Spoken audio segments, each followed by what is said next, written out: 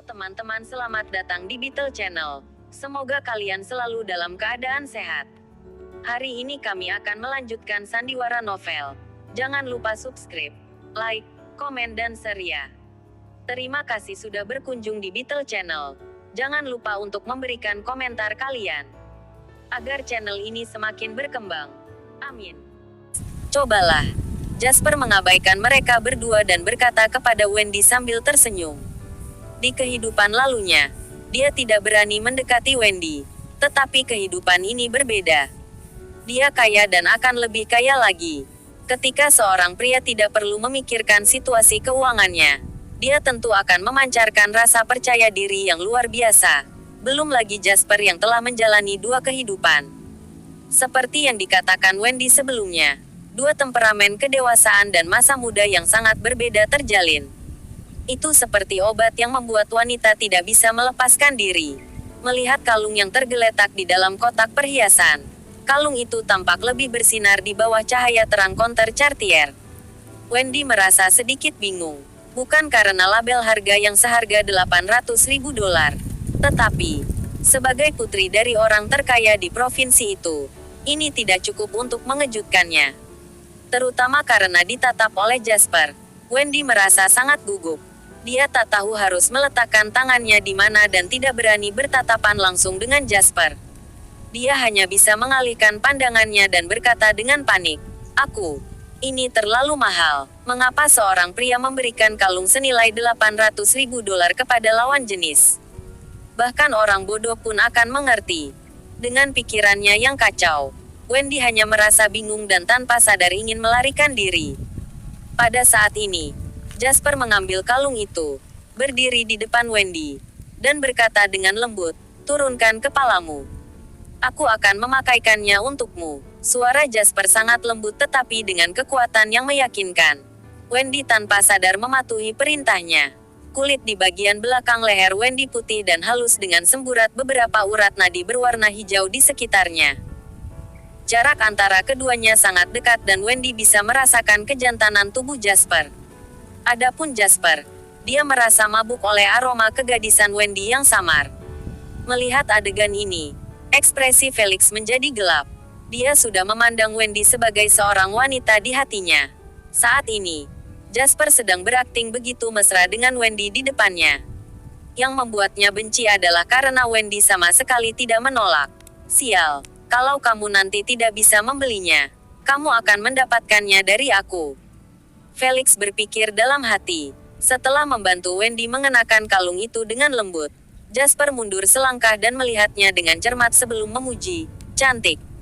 Wendy sudah sangat cantik, tetapi kalung ini mampu lebih menonjolkan kulit dan temperamennya. Ketika Wendy mengangkat kepalanya sambil mengenakan kalung itu, dia tampak seperti dewi yang paling anggun dan cantik. Tidak ada yang lebih cantik darinya saat ini. Melihat bayangannya di cermin yang dipegang oleh sang penjual, Wendy hanya melihat pipinya yang memerah dan matanya yang basah dan malu-malu. Ini sama sekali bukan dirinya yang biasanya. Wendy sepenuhnya terlihat seperti gadis kecil konyol yang baru pertama kali naksir seseorang. Wendy sedikit marah karena kurang bisa menolak Jasper. "Itu cantik. Tapi apa kamu bisa membelinya?" Felix mencibir. "Kalau tidak bisa, cepat pergi dari sini. Berhenti mempermalukan diri sendiri di sini. Bukan salahmu menjadi miskin. Tapi salah kalau sudah miskin dan tetap bersikap sok di tempat seperti ini. Tidak apa-apa kalau kamu mau mempermalukan diri sendiri. Tetapi kenapa bawa-bawa Wendy segala?" Wendy melirik Felix dan berkata dengan kaku, "Felix, aku tidak pernah berpikir untuk meminta Jasper membelikanku hadiah. Jadi kamu tidak perlu mengganggunya.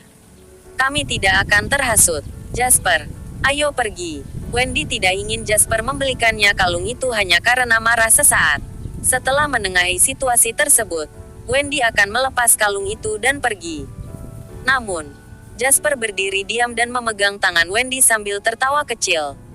"Kalungnya sangat cantik.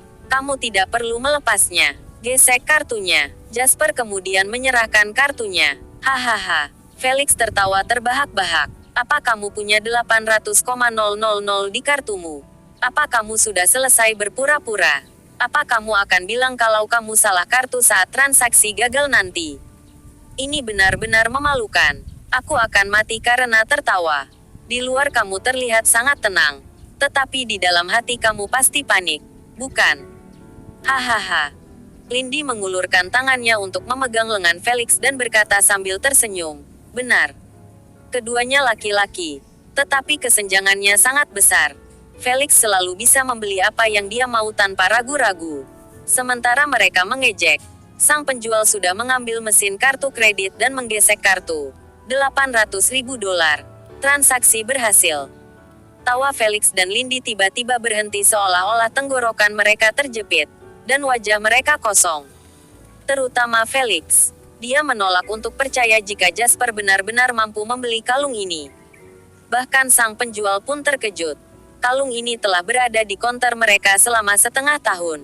Banyak orang telah melihatnya. Tetapi tidak ada seorang pun di kota ini yang memiliki uang untuk membeli kalung seharga $800.000. Apakah ada yang salah? Gelandangan malang ini tidak mampu membelinya. Felix bertanya kepada sang penjual dengan ekspresi muram. Penjual itu menggelengkan kepalanya dan berkata, "Tidak mungkin.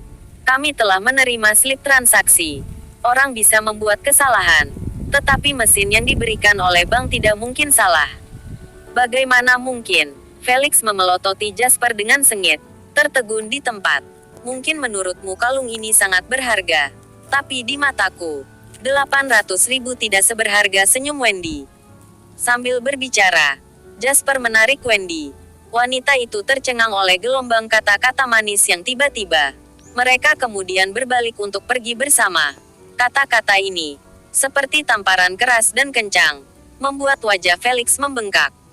Memikirkan ejekannya sebelumnya, serta ucapan Jasper sekarang, Felix hanya merasa wajahnya panas dan menyakitkan. Wendy juga terkejut dengan komentar dominan terakhir Jasper. Baru setelah Jasper menariknya menjauh dari konter, dia kembali tersadar. Wanita itu berkata dengan lembut, "Ini terlalu mahal. Lagi pula, aku belum siap." "Siap untuk apa?" tanya Jasper. "Hah?" Wendy menatap Jasper dengan tatapan kosong. Itu benar. Dia siap untuk apa? Entah bagaimana. Wendy merasakan pipinya memanas. Dia menjadi malu. Dia menginjak kakinya dengan kesal dan berkata, "Kamu sengaja menggodaku." "Haha." Jasper tertawa dan berkata, "Anggap saja ini adalah hadiah selamat datang. Itu bukan hal yang istimewa dan tidak punya arti khusus. Terima saja. Itu tidak berarti apa-apa dan aku tidak memintamu untuk membuat janji." Setelah mendengar ini, Wendy merasa berada dalam dilema baru. Apa arti ucapannya barusan? Mengapa itu tidak berarti apa-apa dan janji apa yang dia bicarakan? Apakah Wendy berpikir berlebihan atau dia marah padanya? Apakah Jasper ingin mengejarnya? Haruskah dia mengiyakannya? Singkatnya, Jasper benar-benar berbeda dari pria lain. Dengan pikirannya yang campur aduk, Wendy tanpa sadar mengulurkan tangan dan dengan lembut membelai berlian merah muda di kalung di dadanya. Untuk sesaat, Wendy merasa linglung. Setelah menjalani 2 kehidupan, bagaimana mungkin Jasper tidak menyadari perubahan ekspresi Wendy? Pria itu tentu bisa menebak apa yang dia pikirkan. Perasaan ini benar-benar luar biasa. Dalam kehidupan sebelumnya, Jasper tidak memiliki keberanian untuk berbicara di depannya. Tetapi di kehidupan ini, dia terobsesi dengannya atas kemauannya sendiri. Namun, Jasper tidak terlalu cemas. Bagaimanapun, hubungan antara keduanya harus berkembang secara perlahan. Selain itu, ada hal yang lebih penting untuk dilakukan. "Wendy, ayo pergi. Kita harus menghadiri perjamuan." "Baiklah." Wendy mengangguk sepenuh hati saat pikirannya menjadi liar di sepanjang jalan. Bersambung.